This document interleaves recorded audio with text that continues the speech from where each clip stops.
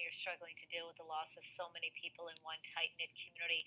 I'd like to bring in now clinical psychologist Dawn DeCunha, rather. Dawn, appreciate you giving us your time today. We were just listening to Justin Zoll there, not knowing whether his parents are safe somewhere. He heard him as making the assumption that they may be among the victims in this horrific tragedy. Talk to us about the trauma here, but also there's the unknown for so many.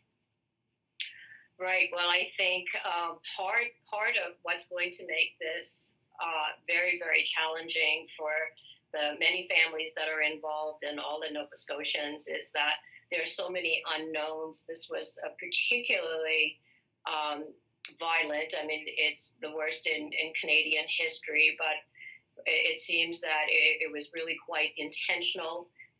Some of the victims were known to the shooters, some were not. I think there's going to be a lot of questions, but I also think that it's going to be some time before answers are available for these families.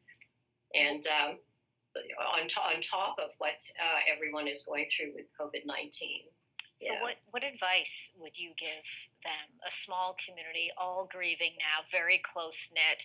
Right. As we heard from many of them, someone is going to know someone that's been affected by this. What's the advice you would give them as they're trying to grieve, trying to come to terms with this in, of course, the midst of a pandemic here where restrictions don't allow us to physically comfort one another?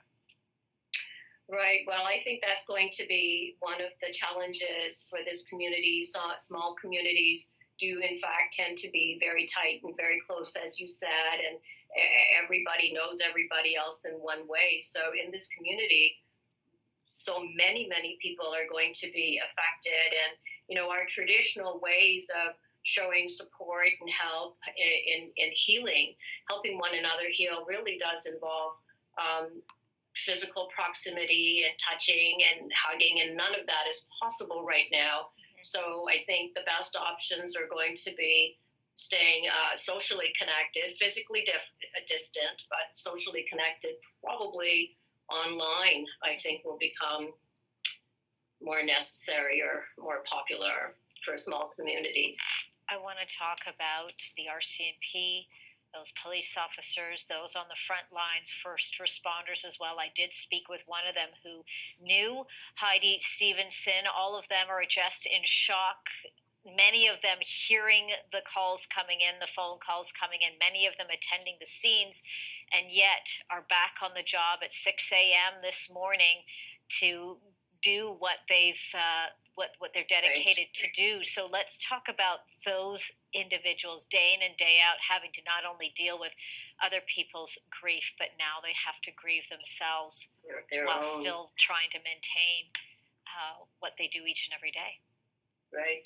Well, despite the unspeakable horror of this most recent tough tragedy, what I am noticing is that the very strong spirit of people is rising. People in healthcare are stepping up, and now the RCMP, they're putting their grief aside and they're going to step up, do their jobs. They're going to find answers. That's going to be very helpful to the families. Enormous courage. Truly, they are heroes. Truly.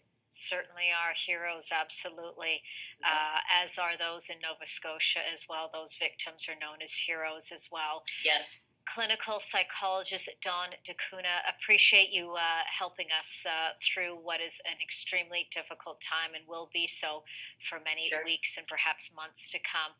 Thank you very much for this. Thank you, Angie.